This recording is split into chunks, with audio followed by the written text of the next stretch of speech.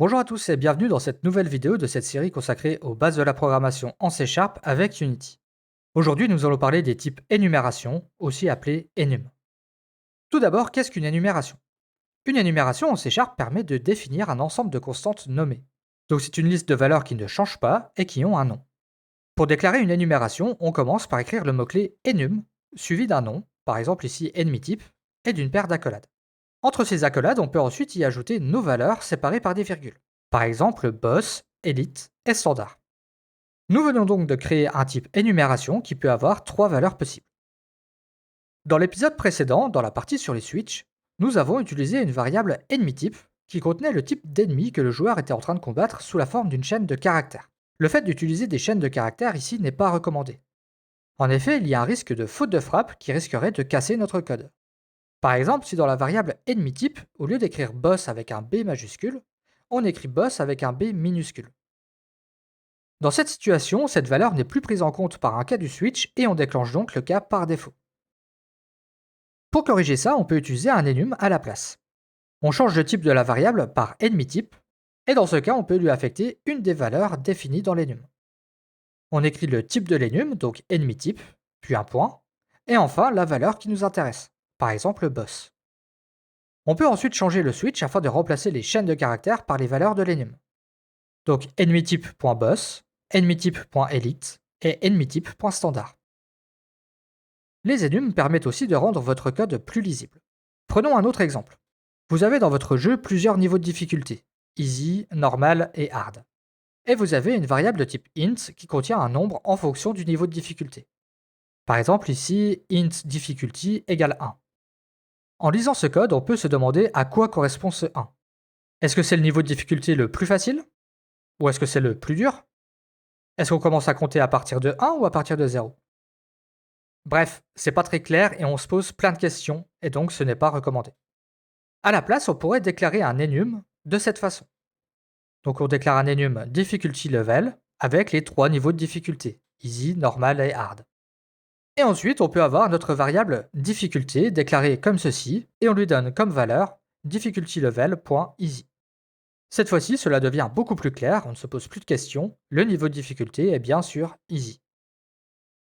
Par défaut, chaque valeur dans notre enum correspond à un int. Le premier élément ayant la valeur 0, le suivant la valeur 1, puis 2, 3, 4, etc. Vous pouvez changer les valeurs par défaut si vous en avez besoin, en précisant pour chaque valeur de l'enum la valeur numérique correspondante. Vous pouvez aussi changer le type sous-jacent par un autre type numérique entier, comme byte, short ou long par exemple. Vous pouvez récupérer la valeur numérique en faisant un cast, comme ça par exemple. Long value égale long entre parenthèses, pour faire le cast, de la valeur contenue dans la variable difficulty. Ici, dans value, on aura bien la représentation sous forme d'un long de la valeur sélectionnée dans difficulty. Vous pouvez aussi faire un cast de la valeur numérique vers l'enum. De cette façon, on a notre variable difficulty, et ici, on va lui attribuer comme valeur un cast vers le type difficulty level, donc un type de notre enum, de la valeur numérique 2. Prenons un autre exemple. Vous avez dans votre jeu des events qui se produisent certains jours de la semaine. Par exemple, tous les vendredis. On peut donc déclarer un enum days qui contient comme valeur les différents jours de la semaine, et une variable frequency qui contient la valeur du vendredi. Donc votre event doit donc se produire tous les vendredis. Mais imaginons que vous ayez un event qui doit se produire 2 fois par semaine, voire même tous les jours de la semaine. Actuellement, dans notre variable frequency, nous ne pouvons sélectionner qu'une seule valeur parmi celles proposées dans notre enum. On ne peut donc pas sélectionner plusieurs jours différents. Heureusement pour nous, nous pouvons ajouter l'attribut flags à notre enum. Donc on écrit flags entre crochets juste au-dessus de la ligne où nous avons déclaré notre enum. Cet attribut permet de pouvoir sélectionner plusieurs valeurs dans l'enum. Afin de pouvoir sélectionner plusieurs valeurs, nous devons aussi attribuer des valeurs spécifiques aux membres de l'enum, plus précisément des puissances de 2. Donc 1, 2, 4, 8, etc. Si on regarde attentivement la représentation en binaire de ces nombres, on remarque qu'un seul bit est à 1 pour chaque nombre. Cela permet donc de savoir quelle valeur est sélectionnée. À partir du moment où le bit a la valeur 1, la valeur correspondante est donc considérée comme étant sélectionnée. Si on veut sélectionner seulement le lundi, on peut le représenter de cette façon.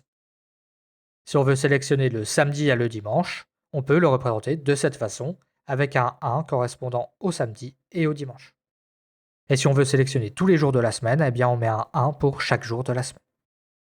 Une autre façon d'écrire les valeurs serait d'utiliser cette notation. Un 1 suivi de deux chevrons vers la gauche, puis un nombre, 1, 2, 3, etc.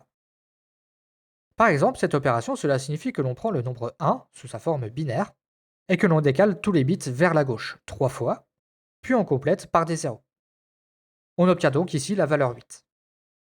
Si vous avez beaucoup de valeurs dans votre enum, cela devient plus facile à lire et évite les erreurs de saisie avec de grands nombres. Par exemple, pour la 30e valeur, ici, si on prend un 1 décalé 30 fois vers la gauche, c'est quand même plus facile à lire que ce grand nombre. Afin d'attribuer plusieurs valeurs dans notre variable frequency, on peut utiliser l'opérateur OU. Par exemple, ici, dans frequency, on sélectionne le lundi et le jeudi, en faisant un OU entre lundi et jeudi. Et enfin, si on veut tester si frequency contient le jour mercredi, on peut utiliser l'opérateur et de cette façon. Donc ici, on déclare un booléen est-ce que le mercredi est sélectionné, et sa valeur, ça va être un et logique entre frequency et le jour de mercredi. Et si le résultat de ce et est égal au mercredi, alors cela signifie que le mercredi est bien sélectionné dans frequency. On peut aussi utiliser la méthode hasFlag qui s'utilise de cette façon. Frequency.hasFlag et entre parenthèses, on passe la valeur que l'on veut vérifier. Donc ici, est-ce que mercredi est sélectionné dans frequency? Allons tester tout ça dans Unity. Créez un script et appelez-le enums. Ouvrez-le dans Visual Studio. Imaginons que votre joueur puisse équiper différents types d'armes. Commençons par déclarer un enum contenant ces différents types d'armes. On va y ajouter le type épée, hache, arc, bâton et dague. Déclarons maintenant une variable de type weaponType et donnons-lui la valeur weaponType.sort. Nous allons maintenant afficher un message dans la console en fonction du type de l'arme équipée. Pour faire ça, on va faire un switch sur la valeur de weaponType. Pour ajouter les différents cas dans Visual Studio, on peut faire un clic droit sur le mot-clé switch, puis Quick Actions on Refactoring, et enfin cliquer sur Add Missing Cases. Cela va ajouter automatiquement tous les cas possibles qui correspondent aux différentes valeurs possibles de l'enum. On peut faire la même chose pour ajouter le cas par défaut en cliquant sur Add Default Case. Pour chacun des cas, on va faire un debug.log pour afficher un message dans la console. Donc le player attaque avec une épée, le player attaque avec une hache, un arc, un bâton et une dague. Retournons dans Unity pour tester. S'il vous reste le GameObject de l'épisode précédent, vous pouvez le supprimer ou le désactiver. Créons un nouveau GameObject et ajoutons-lui notre script par un drag and drop. Et cliquons ensuite sur Play. On voit dans la console que le joueur attaque avec une épée. Et si on remplace l'arme actuelle par un bâton et qu'on teste à nouveau, on voit maintenant que le joueur attaque avec un bâton. On va maintenant tester les enums avec l'attribut flags. Nous allons commencer par créer un enum DamageType auquel on va ajouter l'attribut flags. Cet attribut se trouve dans le namespace system. On peut donc soit écrire system. Devant flags, soit ajouter tout en haut de notre fichier la ligne using system. On va ensuite déclarer une variable DamageType et on va lui donner pour l'instant la valeur DamageType.fire. On va ensuite faire un switch sur cette variable et afficher un message dans la console en fonction du type de dégâts.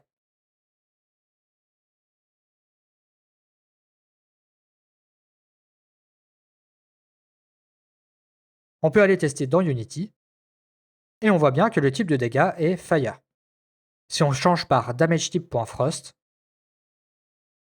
on a le bon message dans la console. Maintenant, on va remplacer le type de dégâts et on va lui ajouter le type fire en plus du type frost. Nos dégâts sont maintenant de type feu et de type givre. Si on teste à nouveau dans Unity, rien ne s'affiche dans la console. En effet, dans notre switch, nos cas ne correspondent qu'aux valeurs où un seul type serait présent. Et nous en avons deux dans notre variable. Nous devons donc ajouter les autres cas possibles. Si les dégâts sont de type physique et feu, physique et givre, feu et givre, et enfin si les dégâts sont de type physique, feu et givre. Si on teste à nouveau dans Unity, nous avons maintenant le bon message qui s'affiche. Et c'est tout pour cette vidéo sur les énumérations en C#, j'espère que vous avez trouvé ça utile. Si vous avez des questions, n'hésitez pas à les poser dans les commentaires. Merci d'avoir regardé et à la prochaine.